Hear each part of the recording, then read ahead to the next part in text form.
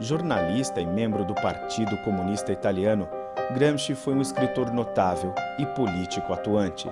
Passou mais de 10 anos preso por suas ideias contrárias ao regime fascista de Mussolini. No projeto filosófico de Gramsci, o que está em pauta é a emancipação universal de toda a humanidade. E, portanto, a necessidade de nós construirmos, de preferência pelo consenso, né, esta visão que se tornasse hegemônica para toda a humanidade, que pudesse assegurar a todas as pessoas um mais de autonomia, um mais de realização, um maior índice de humanização. Após a Revolução Russa de 1917, o socialismo está se implantando em diversos países da Europa. Na Itália, Gramsci desenvolve o que ele mesmo chamava de filosofia da praxis, que buscava aplicar o pensamento marxista na construção de uma nova sociedade europeia. Nessa busca, Gramsci tentou expurgar do marxismo um certo mecanicismo e impregná-lo de mais humanismo. Além de Marx, Gramsci foi muito influenciado por Hegel e Croce. Bem na linha da tradição marxista, a visão da filosofia da praxis de Gramsci é uma visão universalista, né, uma visão que transcende os limites de cada sociedade histórica particular. Trata-se de uma proposta de construção de uma civilização cosmopolita, ou seja, as condições de humanização precisam ser válidas para todos os homens, independente de todas as suas diferenças e particularidades.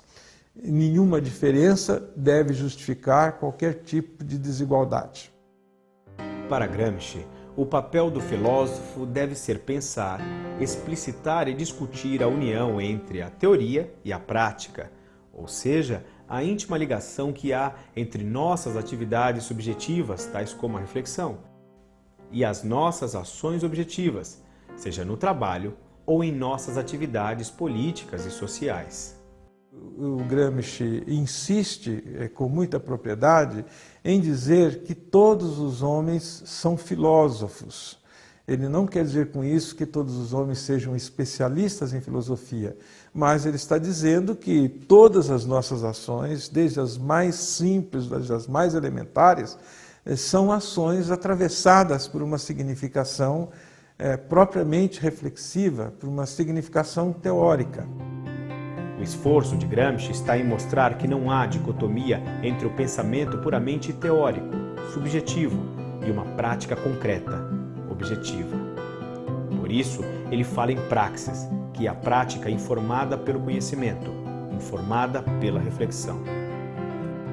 E ele designa a prática humana como praxis, justamente por ser uma prática que é pensada, uma prática que é refletida, não é uma prática mecânica, nem uma prática instintiva, mas é um agir que ocorre exatamente em função de um significado, de um sentido que é teoricamente produzido, que é produzido pelo exercício da nossa subjetividade. E daí ele dizer também que todo senso comum traz em seu seio um núcleo de bom senso, exatamente porque tudo aquilo que nós falamos ou praticamos no âmbito do senso comum, no nível do senso comum, é atravessado por alguma significação, mesmo que essa significação não seja explicitada conscientemente pelo sujeito.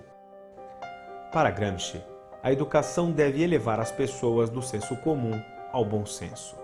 O bom senso é a capacidade de entendimento da realidade, do conhecimento dos requisitos da ação de tal modo que o agir do homem, tanto no âmbito individual quanto coletivo, seja esclarecido pela consciência filosófica. A educação é este processo de elevação da consciência humana do nível do senso comum para o nível da consciência filosófica, ou seja, este máximo de explicitação dos sentidos que norteiam a nossa prática, para que ela não seja uma prática mecânica, uma prática instintiva, ou uma prática totalmente condicionada, como ocorre, por exemplo, no caso dos demais seres vivos, não é? Que o seu agir não é conduzido por significações intelectualmente elaboradas. A tarefa que cabe à educação é suscitar o bom senso, a consciência filosófica e, consequentemente, o exercício da reflexão crítica. Quando nós olhamos a educação de modo geral como processo formativo, é sempre esta ideia, né, que é uma ideia assim até da tradição filosófica ocidental, quer dizer, é você sair, digamos, da pré-consciência para a consciência, e no caso da expressão dele, do senso comum para a consciência filosófica. Você viu que tem um livro do Saviano que se chama Do Senso Comum à Consciência Filosófica, né? Quer dizer, exatamente isso é o papel, digamos, formativo do desenvolvimento intelectual de todo ser humano. Agora, quando nós passamos para a escola, concretamente, como é que se dá esse processo formativo? É justamente explicitando a ideologia e, eventualmente, construindo uma contra-ideologia. É o que ele pede da escola. Cada membro de uma sociedade está mergulhado em um mundo objetivo e natural, mas também está mergulhado em um mundo cultural e de significações. Para Gramsci, este corpus de conceitos, de valores e de representações, tais como a língua, tem uma função muito positiva, que é fornecer à sociedade um cimento unificador. Para ele, estes valores, conceitos e representações formam a ideologia que garante a coesão social. Para o Gramsci, o que se pede da escola? Primeiro, que a escola mostre, explicite, elabore, trabalhe esta ideologia, que é o conjunto de conceitos e valores, o conjunto de representações que uma determinada sociedade histórica tem e que todos os membros dessa sociedade compartilham espontaneamente no âmbito do senso comum, mas que é preciso, através do investimento pedagógico, da dialética pedagógica, de compartilhar de uma maneira esclarecida, ou seja, que nós tomemos conhecimento, tomamos consciência dos valores que presidem a nossa organicidade social, a nossa coesão social, que é isso que cimenta as relações das pessoas. Então, por exemplo, quando nós falamos da sociedade brasileira, da cultura brasileira, há uma série de valores, uma série de representações e de conceitos que, apesar de todas as nossas diferenças, nos unem. Não é só a língua que forma a unidade nacional de uma sociedade, de uma nação. São valores, são conceitos, são representações, muitas vezes inconscientes, mas que lastreiam radicalmente o nosso modo de ser, o nosso modo de agir.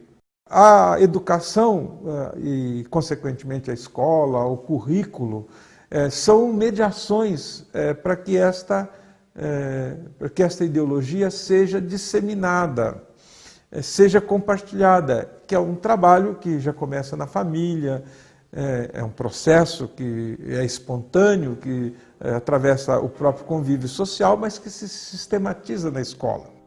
A educação deve consolidar, sistematizar e reproduzir a ideologia, mas também fazer a crítica desta ideologia, tornando emancipadora a praxis de cada um, melhorando as condições reais da existência da humanidade. Gramsci insiste que se uma das tarefas da educação é fazer as pessoas compartilharem esta cosmovisão, esta ideologia, por outro lado, deve promover a crítica desses valores e conceitos quando estes estiverem prejudicando a ação histórica dessa sociedade, construindo assim a contra-ideologia.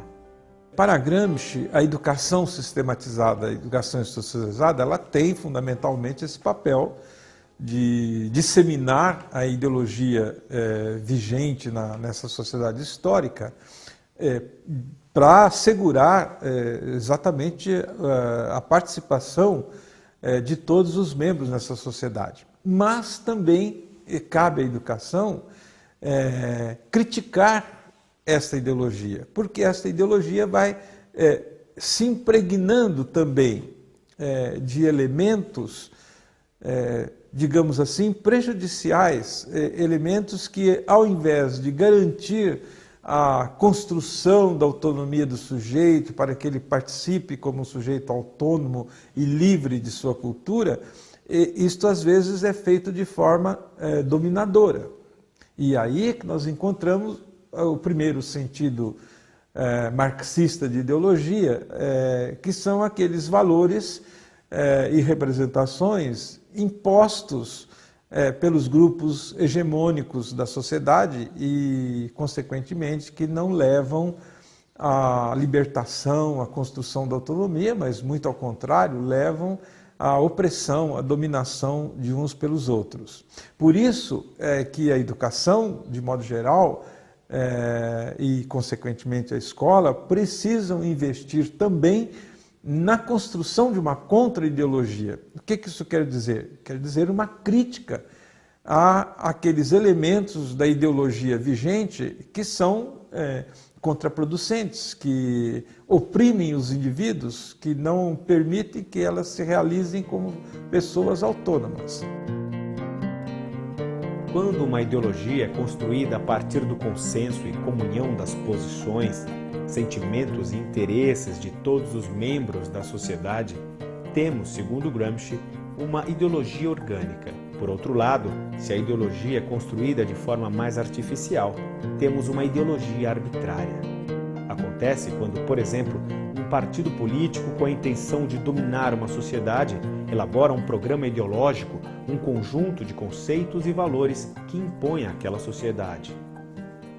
E a proposta que ele tem para a escola, que ele designou como a escola unitária, né, que seria exatamente uma experiência desta organicidade, desta harmonia, deste esforço de consenso que constrói a comunidade. Quando Gramsci considera a escola como devendo ser uma experiência unitária, ele está dizendo, por exemplo, que a formação que nós vamos receber na escola, durante esse processo desta dialética pedagógica, de sair do senso comum para o bom senso, de conhecer a ciência, de conhecer a filosofia, as artes, este processo mediado pelo currículo, ele deve ser um processo plenamente unificado. Quer dizer, unificado primeiro no seguinte: todas as pessoas têm que participar desse processo. Quer dizer, não há uma hierarquização, uma diferenciação no trabalho pedagógico. Ele deve ser um trabalho pedagógico unificado, direcionado, destinado a todos os integrantes da sociedade. Mas, além disso, esse trabalho de formação que se dá no interior da escola, ele também não se estrutura de forma dividida, de forma fragmentada. Então, é simultaneamente uma educação única, ou seja, é educação para o trabalho, é educação para a vida social, é educação para a cultura. Ou seja, não há uma escola profissionalizante que se separa de uma escola de humanidades e uma escola que cuidasse do teórico, outra que cuidasse do prático. Não, porque para ele é fundamental esta união entre esta dimensão de subjetividade, essa dimensão de criação teórica e esta dimensão de ação prática. Para Gramsci, a escola deve ter um caráter unitário, ou seja, deve integrar as pessoas em todas as dimensões de nossa existência. Além disso, a educação escolar é a responsável pela conservação, sistematização e disseminação de todo o conteúdo armazenado e articulado pela ideologia, tais como a ciência, a arte, a filosofia, a política e a ética. Não só podemos, como devemos pensar a relação pedagógica, a didática, a prática docente do educador minimamente coerente com essas premissas. Porque se nós concebemos assim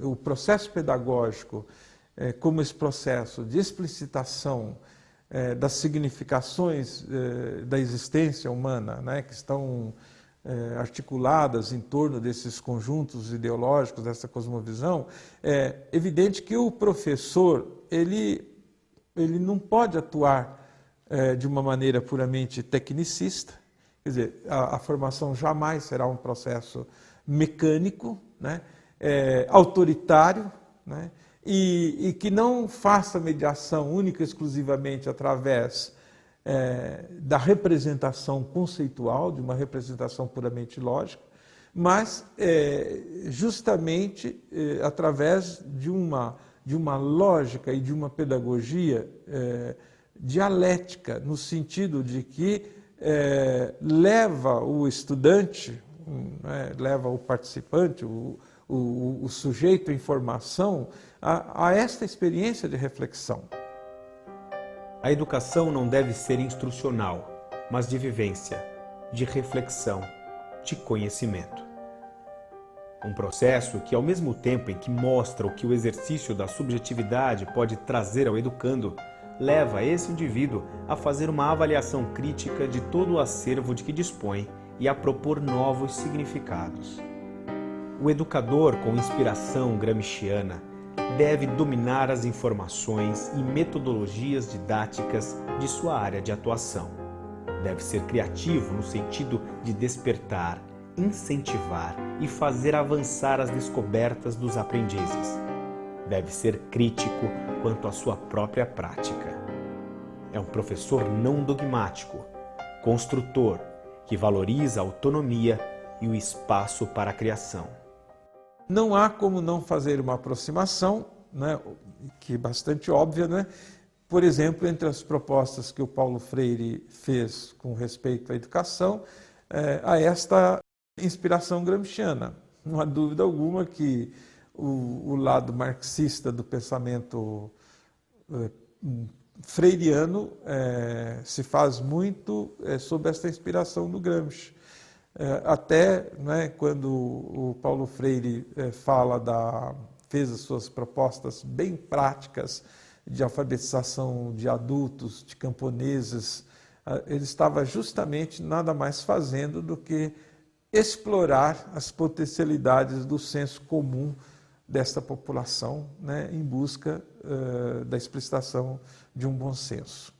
Enfim, uma didática de inspiração gramsciana é uma didática necessariamente emancipatória, o contrário de uma educação bancária, o contrário de uma educação determinante que quer impor como se as informações fossem portadoras automaticamente de um sentido, né? Acho que o sentido precisa ser explicitado, mas são os sujeitos aprendizes, os sujeitos em situação de educação que vão viver essa experiência. Não é o professor que passa a experiência dele para o outro, mas ele é um suscitador de experiências significativas. Assim como Paulo Freire, Gramsci acreditava em uma pedagogia que não valorizava o ter, mas uma pedagogia voltada ao enriquecimento do nosso modo de ser.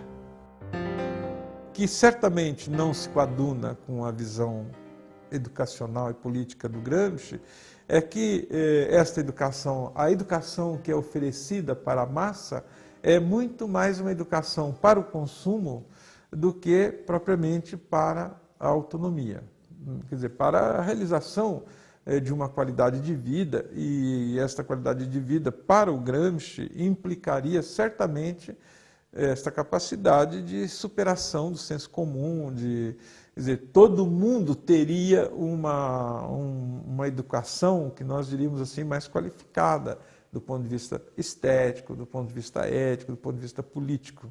Infelizmente, nós estamos tendo sim uma incorporação das massas, mas esta incorporação se faz precariamente como preparação de produtores, de trabalhadores para o trabalho simples, não é nem para um trabalho sofisticado, e todos como consumidores. O neoliberalismo está optando pela mídia como seu verdadeiro aparelho ideológico e num certo sentido, dispensando a escola, né?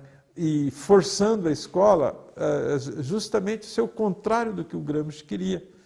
Quer dizer, a escola unitária do Gramsci está muito mais nas mãos da mídia do que propriamente do aparelho escolar, que ou perdeu a sua razão de ser, né?